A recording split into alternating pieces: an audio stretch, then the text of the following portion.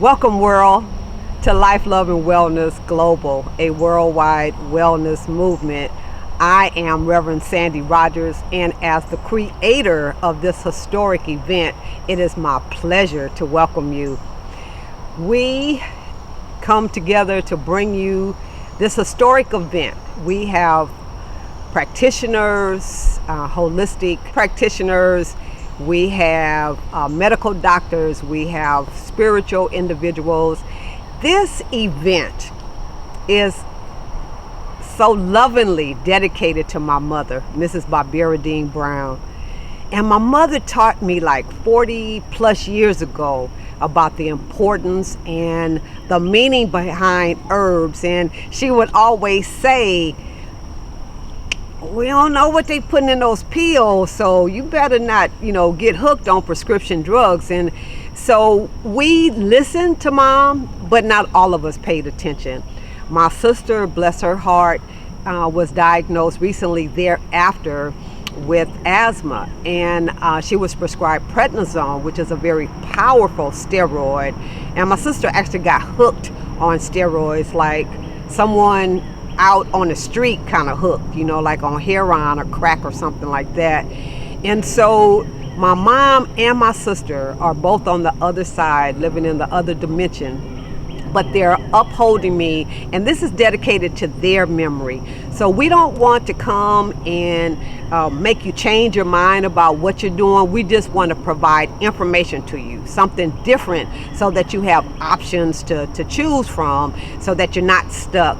Because the environment that we now live in, the fast foods, the toxins in the air that we breathe and in the water that we drink, and the processed foods, and all of that is causing havoc on this precious body temple. So God created our bodies to heal themselves, but they can only heal themselves when they're fed and they're nourished and they're stress-free. And so the 60 or so or more experts that we have are bringing you this worldwide wellness movement in an attempt to share their testimonies and their information with you. So we have from age 14 on up. I don't even know what the oldest age is. I think 88 or something. So you see, that's a wide range of knowledge that we're bringing you. And so we hope that you come and that you get all the knowledge that you need to affect a positive change on your life, and share this with others. It's free, it's online, and so we're just so thankful that you decided to be a part of our listening community, the viewing community, and we certainly appreciate you for giving us your time of day and your energy and your efforts to being with us and to being a part of this historic event. We have pulled together people of color for you, by you, right? So we want to make sure that you understand that we too, melanated people with color, can enjoy, practice, and participate in some of these modalities that others have been doing for centuries, and that is pretty new to our community. So we talk about Qigong, we talk about meditation, yoga, spiritual work from a different perspective than religion. So we talk about the spirituality aspect. We talk about abuse in the families. We talk about all kinds of subjects because we know that in our communities there are layers and layers and layers and layers of stuff that we never talk about that's causing a negative effect on our bodies and its healing process. So we address it, whatever it is, and we hope that you will benefit from the many experts that we have, and that you walk away with lots of knowledge and lots of new information, and that you become fully empowered to share information with others. So thank you for being with us. We love you and we bless you, and we look forward to doing this again. But thanks for being here with the first one. We appreciate you. Life, love, and wellness. Life, love, and wellness.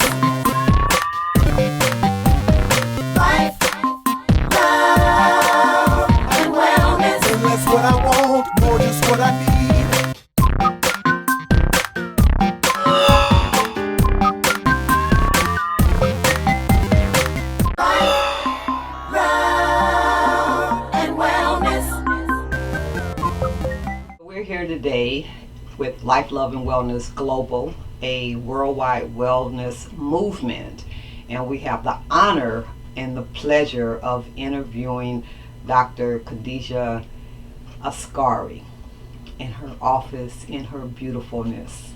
Would you, Dr. Askari, introduce yourself to the listening community? Tell us a little bit about yourself, how you got started, your background, where you're from, your family life even. Okay, great. I'd love to, and thanks for being here with me. It's just an honor to be in your presence always. So thank you again for being here. So I'd like to sort of just start by saying that, I see wellness as a continual journey. So the journey for me actually started with having to adjust and deal with situations in my own health, my own life, and with my family. I'm a mother of 5 children. And I come from the typical African American family where we had people with high blood pressure and diabetes and being overweight and arthritis and those kind of things, always represented to me kind of like a desire to help my family be healthier and help them be better. And of course, that translates into helping our community and our society at large.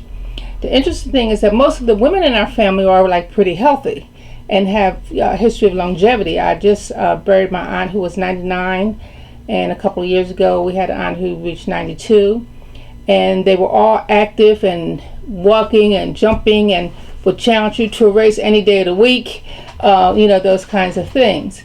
And it was the men in the family who typically had the hypertension, diabetes, being overweight, arthritis, and cancer, and those kinds of things. So my father passed away from mesothelioma, and he also had prostate cancer and diabetes and hypertension. He was overweight, so it was particularly near and dear to me to kind of help us address all those chronic issues. I saw the challenges that he went through with the typical medical industry, just sort of addressing symptoms and not helping him actually achieve the kind of wellness and quality of life that he really wanted to share in his later years with his family of 10 children. So I started off at the Morehouse School of Medicine here in Atlanta with my medical studies. I was in their charter class. I always tease people and say, yeah, I'm a Morehouse man, because we didn't have the School of Medicine at that time. We were actually Morehouse students. It was a 2-year program, and so I had to complete my studies at Emory University, and so that's ultimately where I got my medical degree, although Morehouse did honor us with an honorary degree as well. My passion really was with the children, so I pursued a pediatric residency at Emory University affiliated hospitals like Grady and what's now known as Children's Healthcare of Atlanta. And then I went into practice in a neighborhood community health center, which is still around today, which is Southside. Okay, so I've been practicing medicine for over 30 years. Okay, and so I was listening to moms tell me how their children just weren't getting better, and we would start seeing an increase in things in our community, particularly like inability to focus, or what's called attention deficit disorder, an increase in things like cognitive behavior disorders and autism. And so I wanted to find out what really was going on. Why were we seeing this increase in things? And that led me to my study of nutrition and wellness and homeopathic modalities, as well as other complementary medical modalities as well. So I've been studying homeopathy, other nutritional services as well. I have an advanced clinical nutritional practitioner degree as well, and also degrees in homeopathy. So I've integrated all those into our practice so that we can address these chronic illnesses that we're not addressing with traditional medicine, and help people actually live healthier and amazing lives and achieve a state of wellness that allows them to contribute their gifts amazingly to the world. Great, thank you so much. So you've been at it for 30 years. You're sure 30? A little bit more than 30, but we ain't going to tell exactly how much over 60 we are, okay? You don't look it at all. Mm-hmm. So your practice of what you're doing or helping with others shows in your quality of life, because you look so vibrant and so young. Thank you. Yes, ma'am. Mm-hmm. and 5 children too. So. You were telling us about the different modalities that you are engaged in. Can you tell us the importance of the modern allopathic, the naturopathic, and or ancestral healing? Yeah, so here, what I try to emphasize to people is that we want to take sort of a holistic or integrative approach with mind, body, and spirit. So when we talk about that, we talk about mind and body and spirit. When we talk about spirit, we have to understand the importance of our ancestors and how important they are in our healing as well. Because there are things that are not genetic, but can be generationally traced, from our ancestors to our current generation of people. So that's going to be done on a spiritual level as well as a physical level as well. And the allopathic practice, as we know it, does that really serve the needs of when you're looking at a holistic approach to? So that's always been like sort of like a dynamic for me that continually changes. And so one of the things when I started out that I was really proud of is, like, I would tell people, we're not throwing out the baby with the bathwater. We're going to take the best of both worlds, the best of the East and the West, or the best of the allopathic and complementary modalities as well. And so I still have that leaning, but my basic philosophy is in the body's ability to heal and repair itself.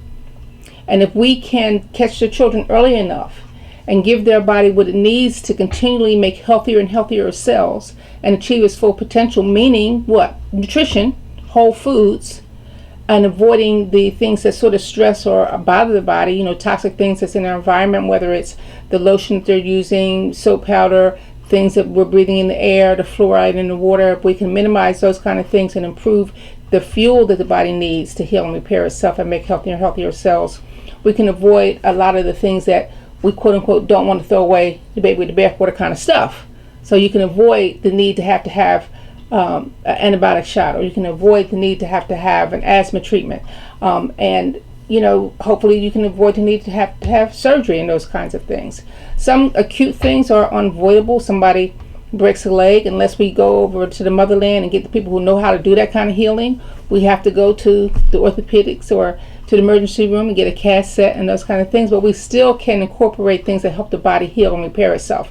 Those things are addressing the symptom and can assist us, but we want the body to really keep that energy and the knowledge that it's innate intelligence to heal and repair itself. So we may add some homeopathic remedy like symphonitum. We may emphasize to the caretakers, to the mother and father, that this is not the time to reward him with a popsicle. The traditional thing, you go to the hospital, something happened, they give you sugar. Okay, that don't make too much sense because it causes inflammation. So we don't want to do those kinds of things. Well, great. So you mentioned your travels to Africa, or going to Africa for our additional knowledge in the medical field. So tell us, how did your travels to Africa, how did that change your perspective or your way of treating and teaching your patients? Well, it gave me a tremendous amount of respect for the human body as well, and for the need for proper nutrition. So the way I got over to Africa was pretty interesting. My son decided to do wanted to be an exchange student for a spiritual trip. And so he went over to Africa, and the culture shock was like a little bit much for like a city kid. So he was trying to pull on mommy's, little heartstrings and get home early, because one of the deal when he went was that you were going to complete the program. It was expensive. I know you're going way over there, but you're not going to go over there and stay a week and come home. So after a little while, he decided that he was going to pull on mommy's heartstrings and play sick, like, something's going on. So he called me and he was like, "Mom, I'm so sick. If I die over here, it's okay. I love you. Just bury me in Africa," And of course, I'm like, "What? What are you talking about?" And it just so happened how the universe would play is that I had a hard time reaching like the administrator of the school and people to give me a good idea of exactly what was going on. Because while I'm calling people, the administrator of the school, I'm packing a suitcase, okay? I'm on the next plane smoking for Africa, right? So I didn't take any clothes. I took about 2 suitcases, 70 pounds each of allopathic medicine, anything I could think of for tropical medicine, stuff for malaria, stuff for parasites, anything I could think of that I thought I might need, I put in that bag, and I took the next flight smoking Delta to Senegal, West Africa. Okay. And needless to say, to make a long story short, I go off the plane and I go to the dormitory and I see my son bopping around like playing soccer, like, "Oh man, y'all ain't tell me my mom was coming." And so then I was stuck with all this allopathic things that, okay, they're here, how can I make use of it? So that sort of started my journey in trying to sort of like repay my debt to the motherland, so to speak, and start a healing institution there that we call Shifa Al-Askam Holistic Medical Center. Shifa means the healers of sickness, and so that's how that program got started. So I traveled back and forth to Africa for approximately about 11 years and spent a sensitive amount of time actually living there. And while I was a resident there, things would come in that I didn't understand. And so, I think I had the motherly intuition to realize that these people existed long before I got here. So they may know a little bit about like how to keep on existing.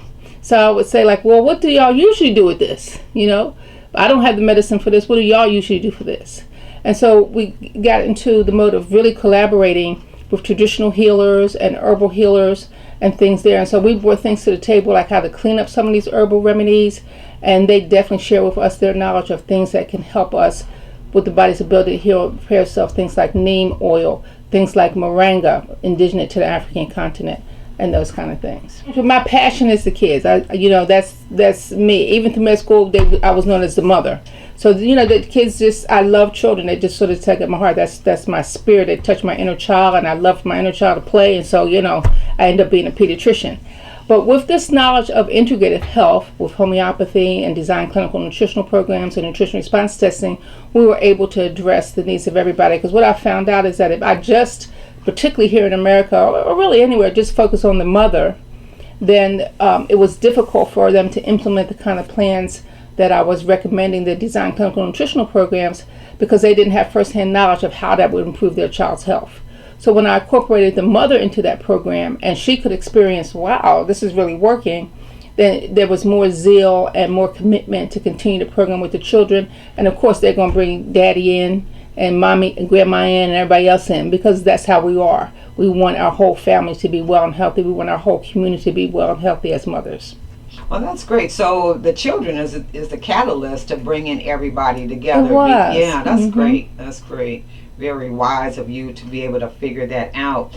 So our intention is to be able to provide as much information as possible for perhaps that people don't know about what they could do naturally to help heal their bodies or to keep themselves in the highest quality of health. So with the classes and then focusing on all generations, the grandmother, you said, the parents and the children, that's really awesome. Are there any tidbits that you can give us here at this particular time that a person can just start incorporating, drinking more water? Of course. So again, we believe in the body's ability to heal and repair itself, and we believe that what we have to supply the body with, we find in whole foods. And what do I mean by whole foods? I mean things that come out of the ground the way that they look. Okay, so if man didn't make it, basically that's a whole food. Okay, so in our office, that's sort of the things that we try to teach our parents about: how to feed your children, how to feed your body, those kinds of things. So we start basically with that. We start with trying to get people to understand that they need to incorporate more whole foods and eliminate these processed and fast foods out of their diet. So for an example, I'll tell my parents, like, when you go into the grocery store, stay outside on the perimeter. That's where you're going to find those whole foods, because when I say whole foods, they think if they go buy a box of macaroni and cheese, what's the name of that stuff? I forgot when they advertised the mac and cheese thing. You put water in, right, and stir it up. That's whole food. That's food. But we know that that's not giving their body what it needs to heal and repair itself. So we say, like, did that macaroni and cheese come out the ground? Nope, I don't think so. And when you look on the back of that box, there's probably things you can't even pronounce. So let's go around the outside of that grocery store and pick up on whole foods, pick up on tomatoes, greens, kale, spinach, and you want to try to get as many organic things as you can. But, we take baby steps. We try to get people to institute things so that things can be sustainable. So we start by looking at, where we should be shopping, how we can get the most for our money, staying on the outside of that perimeter, and then looking at other things. Okay, what kind of water are you drinking?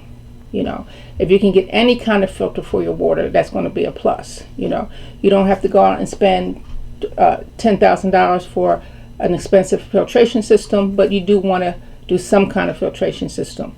And then when you start seeing how much your health improves, like, hey, this year she didn't get that many, she wasn't out of school that much. She didn't get many colds, and that's going to be more incentive for you to sort of upgrade that filtration system and to do more with your food, than you were doing before. I find it fascinating that a lot of children, especially the younger, they're not as familiar with food coming out of the ground. Absolutely. I don't know where they think it comes from, but not out of the ground. Listen, and I'm not immune to that. I have 30 acres in Walton County. It has an apple orchard, pecan trees on it, and we're starting to do some organic gardening. And we had a baby shower, like a big baby shower, and I was like, let's get some apples for the baby shower. And my child, who's an A++ college graduate, walked past 12 apple trees and went down to Kroger's and bought some apples. I was like, what? I was like, oh, I want my money back. I want my money back from school. I want my money back. And I said, why did you walk past this organic? Why did you walk past the apples, baby? That's what I was talking about when I told you I'd go get me some apples. She said, oh, I didn't know those were the same kind of apples. I was like, wow. I mean, it's our fault. We have them in we're pushing them in school. We have them inside. Even kids don't go outside that much. Yes, sure. They don't go outside that much. They don't even have a concept of what's even outside. Right. So we have to sort of put them more in touch with the land. I encourage people you can get a flower pot and let your child grow a tomato, a pepper, anything, any herb. Let them grow some basil and then make some basil lemonade. Let them grow some oregano and put it in your spaghetti. Let your child grow something. Let them realize that food comes from the earth. This food is outside. Those kinds of things we kind of encourage and have little seminars and little things about that. But that is very important. That's great. I like that idea because some parents may not even be attuned to, like understanding how this whole process goes. Yeah. I remember with my grandchildren the first time I juiced, and it wasn't the clear that comes out the bottles in the store. They're like, oh, what is that? So yeah. Well, thank you for that, and I love that that suggestion, and that is a way of introducing that to our community. In your professional observation, what is the most important missing health ingredient facing us? Eating whole foods. I just can't say it enough. Okay. I just can't say it enough. That's the key to that. We have poisoned ourselves generationally, and we continue to do it. If we realized what we were doing by taking our children to McDonald's and Burger King's 2 or 3 times a week, we wouldn't do it. I always give my children who come into my office and their parents another project to do. I ask them to buy a kid's Happy Meal. If you can't afford a Happy Meal, I'm glad they came out with that 2 for $1, 2 for $2 hamburgers. Buy that. Buy 2 for $1 hamburger and let one sit. And go back and look at it in 30 days. It's going to still look the same. And hopefully you don't have roaches in your house, but guess what? You have roaches, they ain't going to take it. They ain't going to touch it. You won't see no roaches crawling on there, none of that. So if they don't want it, why we want it? I mean, I ain't mad at McDonald's. They make some money. I am mad at them, actually, because they could do better. But, we want kids to see that foods just sit there. You can't do that with organic grass-fed beef.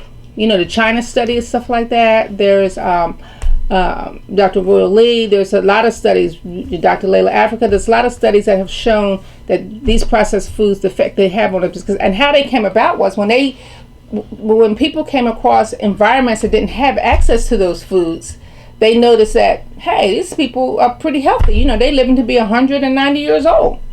And then you come to these industrialized nations and the lifespan continues to get shorter and shorter. So we're on a backwards trend in these industrialized nations because of these processed foods where our lifespan is getting shorter as opposed to getting longer. Okay. So there is a lot of studies out there for people who want those kind of scientific studies to see. But you can, it's amazing because we used to have children come from America over to Africa and spend some time with us. And they would come and they would be overweight and they would be sluggish and they'd have eczema and they have asthma. And, we didn't have access to these fast foods. In the environment we were in, you went grocery shopping every day because even if you were eating meat, you had to kill it every day. And you had to go to, people picked food from the garden every day and went to the market and sold it, and you went and brought it. And they just picked enough to sell for that day. They then went back and harvest some more and picked enough to sell for that day. There's not a lot of refrigeration. So the women get up at 6 o'clock in the morning and they go to the market every single day. So that was a diet of fresh, whole foods every single day. And the transformation in those children was remarkable.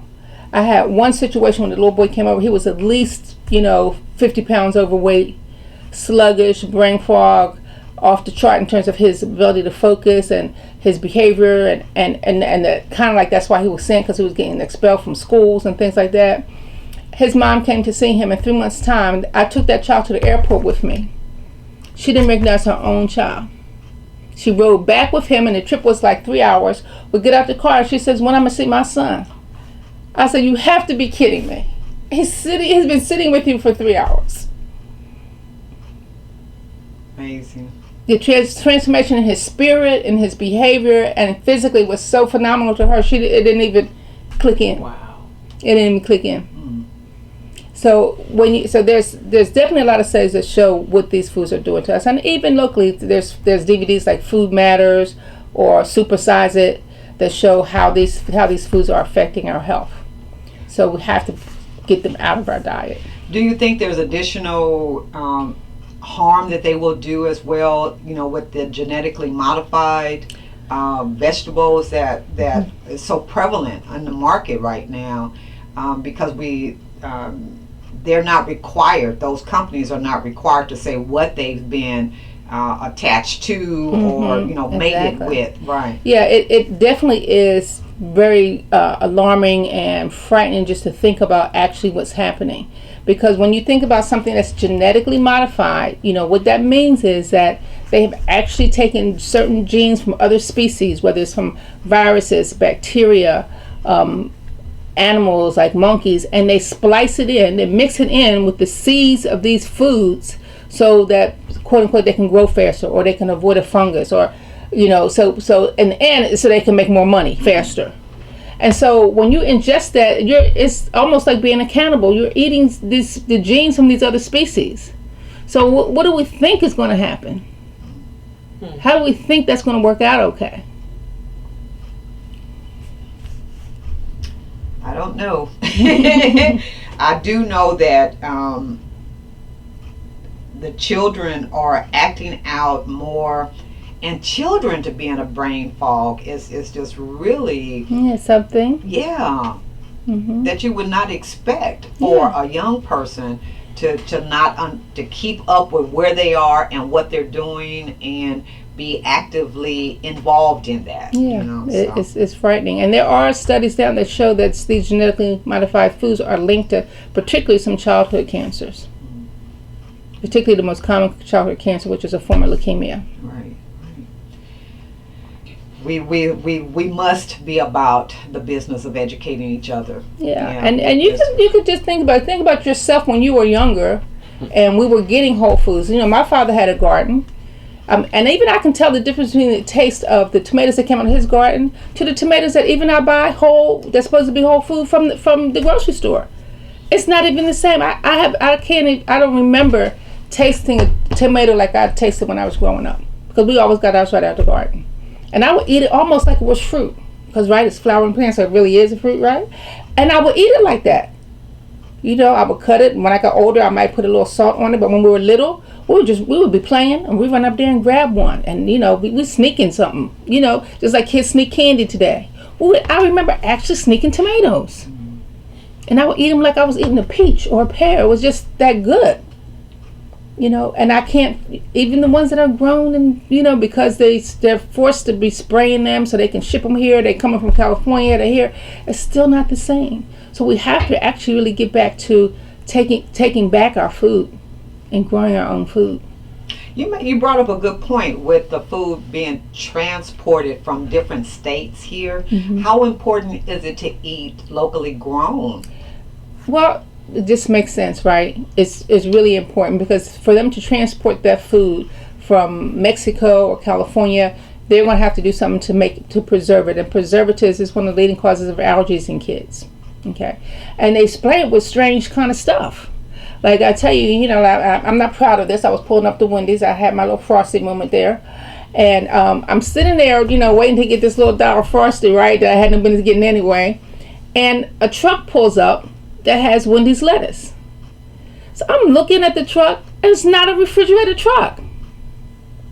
So how are you transporting lettuce from wherever they were coming from with no refrigeration? It's sprayed with the same chemical that you spray your dry cleaning clothes with. And so I get people all the time, like they tell me, I ain't been to fast food, I ain't been to Wendy's, and I test them for dry cleaning substances. I do like a nutrition response testing evaluation using muscle testing and using like digital imprints of things that are toxic to us, like dry cleaning fluids, and they test for it, and I'll say, you've been to Wendy's, and they'll be like, how do you know? Or you've been to Subway. I said, because that's what they spray that stuff with so that it looks fresh, and then we eat it. Wow. And we don't know. We don't know.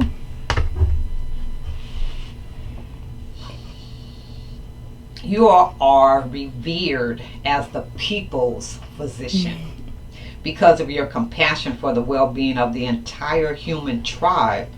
Was there any one incident that serves as your main motivation? Well, my main motivation was my mother. I mean, she was a licensed practical nurse, and at that time in our community, a licensed practical nurse was like equivalent to a doctor.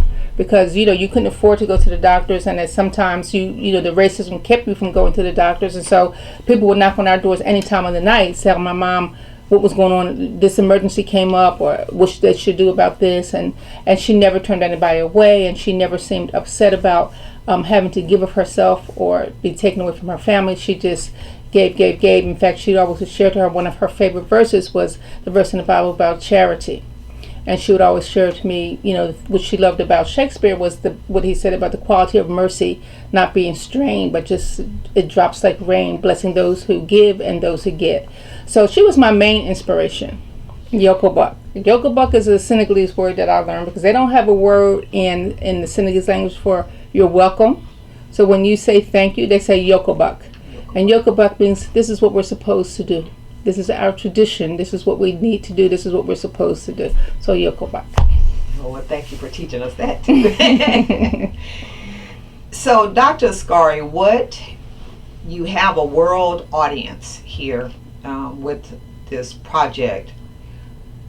Is there one particular area or advice, teaching moment that you can take and share that will help us, especially the communities that are targeted with the fast foods, the toxic air and water, that some action steps? You said to start growing the food in flower pots. That's a great idea, so that the children can learn where food really comes from. What other steps? Well, I always get back to sort of the babies, and then the main thing is like I had a conversation that's interesting with a young man today, and I said to him, the main thing that we have to do is we have to walk wisely. And what I mean by that, we have to live our lives wisely. And if we're living our lives wisely, we use our time wisely. And I wanted him to look at time like a currency. So I said to him, we were talking about dressing and how you dress with your pants down. And I said, okay, let's say you had to pay $20 every time you got to get dressed. So would you pay $20 for what you have on today, this dirty t-shirt and these pants that hang along your butt? Or would you pay $20 for, a better t-shirt, pants that, kind of fit you? Which one would you really pay for if you had to pay $20 every time you got dressed? I said, just answer me that. And he said, well, I'll probably pick the one that had the better t-shirt. I said, okay. So that you put out, every time you give up your time even to dress, think of that as a currency. You should spend it wisely. Every time we eat, so I took it to him to eat. So when you spend time to eat, and you take the time to get in your car, drive to McDonald's, give them your money, is that wise time? Have you spent that time wisely? Because what you're getting in exchange, it's not good for you. So it's better to spend the time going to the grocery store and buying food that we can cook every day that's healthier, or growing that food. And we have to show that example to our children. And it starts with even just when the babies are born, breastfeeding. So they get a taste for what's natural for them.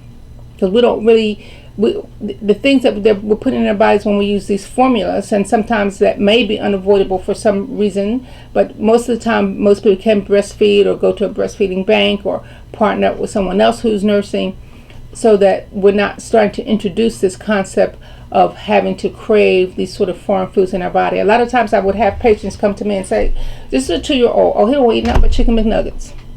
I'm like, really? He gets in the car and drives to McDonald's? That's amazing. What kind of kid you got, you know? And I shared it to them, telling them that they're making that choice for that child. But what's happened is they fed that child so many fast food, or the mother was on so many fast foods, that the body has acclimated to trying to draw what it needs from these fast foods. So you have to kind of reset that switch so that the body now is asking and demanding for the things that it really needs to heal and repair itself. So is that part of the obesity problem that we have? Absolutely. Absolutely part of the obesity problem. These foods are augmented with growth hormones, they're augmented with other hormones, estrogen, and all kinds of things that sort of affect not only our hormonal and endocrine system, but our metabolism and our ability to stay healthy, have the energy and the motivation to be active and move around, and how we metabolize, you know, the foods we eat, our insulin receptors. Nobody has to eat meat every day.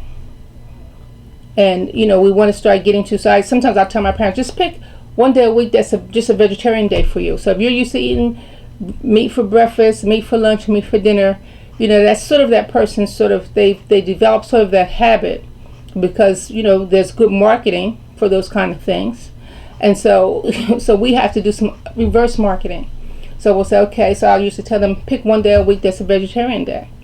And then when they come back in like a month, I say, how did that go? So I was great, I got all these instructions. Okay, Mom, that was your vegetarian day. Now I'm gonna let your daughter pick a day that's a vegetarian day.